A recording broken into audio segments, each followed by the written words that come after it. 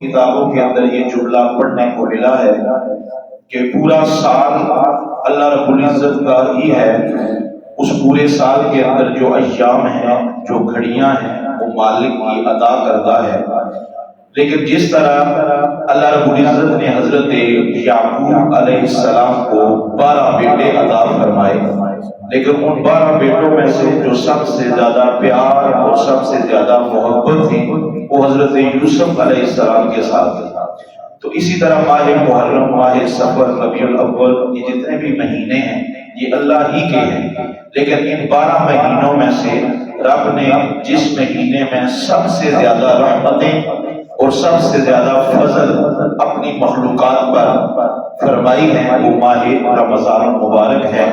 اہل ایمان بڑے محبت کے ساتھ، بڑی چاہت کے ساتھ، بڑی لگن کے ساتھ اور بڑے چاؤ کے ساتھ اس کا انتظار کرتے ہیں. آپ نے محسوس کیا ہوگا کہ وہ احباب جو 11 مہینے خانہ خدا سے دور رہتے ہیں وہ اس ماہ مقدس کے اندر بھی اللہ کی رحمتوں کے سائے میں آ جاتے ہیں. احساس کا اور حق کا تقاضا تو یہی ہے کہ جس طرح اس مہینے کے اندر رب ہمیں رزق عطا فرماتا ہے، باقی 11 مہینوں کے اندر وہی رب ہمیں رزق عطا فرماتا ہے، خوشیاں عطا فرماتا ہے، نعمتوں کا نزول فرماتا ہے. تو بندگی کا تقاضا یہی ہے کہ پورا سال ہی اس کی عبادت کی جائے. لیکن اس کی رحمتوں کے وافر ہونے کی اس سے بڑی دلیل کیا ہو سکتی ہے کہ جو بھٹکے ہوئے ہوتے ہیں وہ بھی اس ماہ مقدس کے اندر اللہ کی رحمتوں کے سائے میں آ جاتے ہیں. اس ماہ مقدس کا جو سب سے بڑا مقام اور رتبہ ہے وہ یہ ہے کہ اس مہینے کے اندر جب انسان کوئی ایک نیکی کا عمل کرتا ہے تو اگر وہ نفلی عمل کرتا ہے تو اللہ پاک ثواب فرائض کا عطا فرماتا ہے، اور اگر بندہ فرائض کی ادائیگی میں لگا ہوا ہوتا ہے تو میرا مالک اسے 70 گنا زیادہ عطا فرماتا ہے. حضرت سلیمان فارسی رضی اللہ تعالی عنہ نبی پاک صلی اللہ تعالی علیہ وآلہ وسلم سے حدیث پاک نقل فرماتے ہیں. آپ فرماتے ہیں کہ قوم بنی اسرائیل کے اندر اور اس سے قبل جتنی بھی سابقہ امم گزری ہیں ان میں سے جب بھی کوئی بندہ نیک عمل کرتا تو اللہ رب العزت اس کو 10 گنا سے لے کر 700 گنا تک اجر اور ثواب عطا فرماتا. کسی کو 100 کے قریب، کسی کو 200 کے قریب، کسی کو 500 کے قریب. لیکن حد کیا تھی کہ کسی بھی عمل کی جزا 700 سے گنا زیادہ عطا نہیں کی جاتی تھی. یہ خاصہ ہے امت مصطفیٰ صلی اللہ تعالی علیہ وآلہ وسلم کا کہ اللہ رب العزت فرماتا ہے کہ میں اس امت کو بغیر حساب کے عطا فرماتا ہوں. یہ کتنا بڑا اعزاز اور کتنا بڑا انعام ہے. اور ایک روایت کے الفاظ میں نے بھی آج رات کو پہلی دفعہ پڑھے ہیں. اتنا عرصہ ہو گیا ہے کتابوں کو پڑھتے ہوئے، لیکن وہ الفاظ پڑھے ہیں تو یقین کریں کہ ایسے سینے میں اترے ہیں کہ اس وقت سے طبیعت جو ہے وہ مچل رہی ہے. ان الفاظ پر غور کریں، پھر اپنے مقدر پر ناز کریں، اپنی خوش نصیبی اور عرفہ نصیبی پر ناز کریں.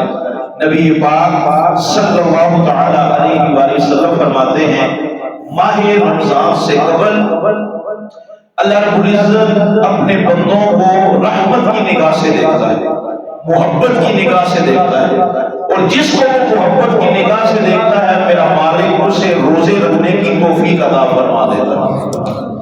آپ ذرا اس کے اندر ڈوب کے محسوس کریں کہ جس کو رب نے محبت کی نگاہ سے دیکھا ہوگا کیا وہ جنت کے قریب جا سکتا ہے یا کیا وہ جہنم کے اندر رہ سکتا ہے؟ اس لیے کہ مالک نے اسے محبت کی نگاہ سے دیکھا ہے. تو یہ بہت بڑا اعزاز ہے کہ اس مہینے کے اندر بندہ رمضان کے روزوں کا بھی اہتمام کرے، نماز تراویح کا بھی اہتمام کرے، اور بالخصوص یہ جو ہم اپنے گھروں کے اندر افطار کا سلسلہ کرتے ہیں اور وہ احباب جو اس بات کا جذبہ رکھتے ہیں کہ باقیوں کو بھی افطار کے اندر شریک کیا جائے. نبی پاک صلی اللہ تعالی علیہ وآلہ وسلم کی مجلس نور لگی ہوئی تھی تو حضور نے فرمایا کہ اگر کوئی اس بات کو پسند کرے کہ میرا رب مجھے نعمتوں سے نواز دے اللہ پاک میرے سابقہ گناہوں کو معاف فرما دے. تو حضور نے فرمایا وہ کسی کا روزہ افطار کروایا کرے. تو صحابہ کرام میں سے چند صحابہ کھڑے ہوئے تو انہوں نے عرض کی یا رسول اللہ صلی اللہ تعالی علیہ وآلہ وسلم یہ تو جو اہل دولت ہے یا اہل زر صحابہ ہے جو عمرا ہے یہ اہتمام تو وہ کر سکتے ہیں تو ہم تو اتنا بوجھ نہیں اٹھا سکتے. تو حضور نے فرمایا کہ اگر تم ایک کھجور کے دانے سے بھی کسی کا روزہ افطار کرواؤ گے تو میرا مالک پھر بھی تمہیں صلہ عطا فرمائے گا. اور حضور نے فرمایا اگر تمہارے گھر کے اندر دودھ موجود ہے تو ایک گھونٹ کسی کو دودھ دے کر اس کا روزہ افطار کروایا جائے. اور سرکار نے فرمایا اگر دودھ بھی نہیں ہے تو پیارا سا شربت بنا کر کسی کو ایک گلاس شربت کا پیش کر دو. یا رسول اللہ اس سے کیا ہوگا؟ اب ذرا اس کا انعام سنیے گا. تو نبی پاک صلی اللہ تعالی علیہ وآلہ وسلم نے فرمایا تم جانتے نہیں ہو کل قیامت والے دن میں محمد عربی تمہیں جامع کوثر عطا فرماؤں. اور محدثین نے لکھا کہ 50,000 سال کا دن ہوگا قیامت کا. اور اس 50,000 سال کے دن میں انسان کو دوبارہ پیاس کی طلب نہیں ہوگی. ایک تو اسے جامع کوثر ملا ہوا ہوگا اور دوسرا اسے ساقی کوثر کے ہاتھوں سے ملا ہوا ہوگا. تو یہ بہت بڑا اعزاز ہے. اپنی اپنی بساط کے مطابق اس نیک کام کے اندر بھی حصہ لازماً ڈالا کریں. نبی پاک صلی اللہ تعالی علیہ وآلہ وسلم نے فرمایا کہ اس مہینے کے اندر 4 کاموں کا لازماً اہتمام کیا کریں. سب سے پہلے کہ کلمہ شہادت کا کلمہ طیبہ کا ذکر کیا کرے. اللہ کے ایک ہونے کی گواہی دیا کرے لا الہ الا اللہ محمد رسول اللہ. اور اس سے ہٹ کے باقی احادیث پاک کے اندر آتا ہے کہ اگر کوئی انسان اپنی زندگی کے اندر 70,000 مرتبہ کلمہ طیبہ کا ذکر کرتا ہے تو میرا مالک اس پر دوزخ کو حرام کر دیتا ہے. دوسرے نمبر پر حضور نے فرمایا استغفار کا ورد کیا کرو. اللہ رب العزت سے اپنے گناہوں کی معافی مانگا کرو, توبہ کیا کرو. تیسرے مقام پر حضور نے ارشاد فرمایا کہ ایسے عمل کرو کہ جنت تمہاری مشتاق ہو جائے. تمہیں جنت میں نہ جانا پڑے, تمہیں جنت کی طلب نہ کرنی پڑے, بلکہ جنت تمہاری طلب کرے. تم اتنے ستھرے ہو جاؤ, اتنے سچے ہو جاؤ. اور حضور نے فرمایا کہ اتنے ستھرے ہو جاؤ کہ دوزخ خود تم سے پناہ مانگے. اس سے قبل میں نے ایک حدیث پاک کا حوالہ دے کر جمعہ المبارک کی نشست میں بتایا تھا کہ قیامت والے دن جب جہنم کو بھڑکا دیا جائے گا اور اس کو ٹھنڈا کرنے کی کوشش کی جائے گی تو حضرت جبریل بار بار عرض کریں گے کہ میرے مالک تیری دوزخ ٹھنڈی نہیں ہو رہی. تو اللہ پاک فرمائے گا کہ یہ ایک پیالہ ہے اور یہ پیالہ لے کر اس کے اندر پانی ہے اور وہ پانی لے کر دوزخ کے اوپر ڈال دیا جائے تاکہ دوزخ کی آگ جو ہے وہ مدم ہو جائے.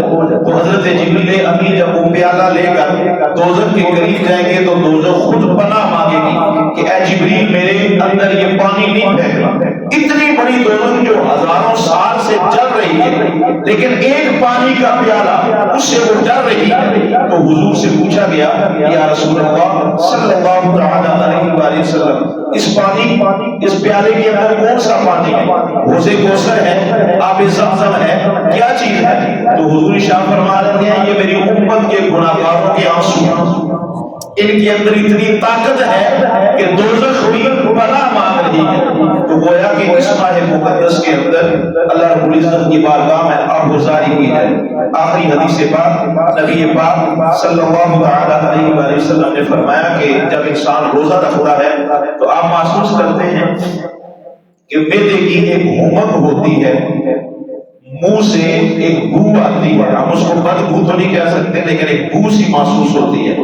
اس مہینے کے اندر اللہ رب العزت اپنی مخلوق کو 5 نعمتیں عطا فرماتا ہے. وہ جو روزے کی وجہ سے افطاری کے وقت بو آ رہی ہوتی ہے نا, اس کے متعلق ہمارا رب کیا کہتا ہے کہ وہ بو جو ہے وہ مجھے مشک و عنبر سے زیادہ عزیز ہے.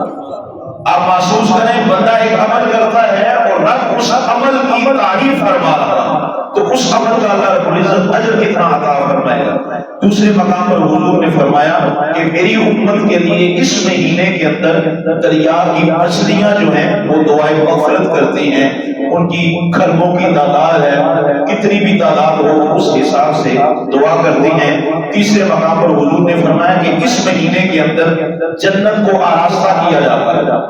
آپ محسوس کریں کہ جو جنت پہلے ہی سجری سوری ہے، جو پہلے ہی سونی ہے، جو پہلے ہی نور پرور ہے، اس مہینے کے اندر لوگوں کی عبادات کی وجہ سے اس کو سجایا جاتا ہے۔ چوتھے مقام پر حضور نے فرمایا شیاطین کو قید کر دیا جاتا ہے۔ اور آخری عمل جو حضور نے فرمایا کہ ہر عمل کی جزا اللہ پاک خود عطا فرماتا ہے۔ میں نے جمعے پر بھی اس چیز کی وضاحت کر دی تھی کہ باقی اعمال کی جزا بھی اللہ تعالیٰ ہی عطا فرماتا ہے، لیکن ماہ رمضان کو کیوں خاص کیا گیا کہ الصوم لی وانا اجزی بہ، جو بندہ روزہ میرے لیے رکھتا ہے میں خود ہی اس کی جزا ہوں، اللہ رب العزت خود ہی اس کی جزا بن جاتا ہے۔ مالک کی بارگاہ میں دعا ہے کہ اللہ رب العزت اس ماہ مقدس اور ماہ نور کا ہمیں صحیح معنوں میں اہتمام، عبادت کا اہتمام، اس کا احترام کرنے کی توفیق عطا فرمائے۔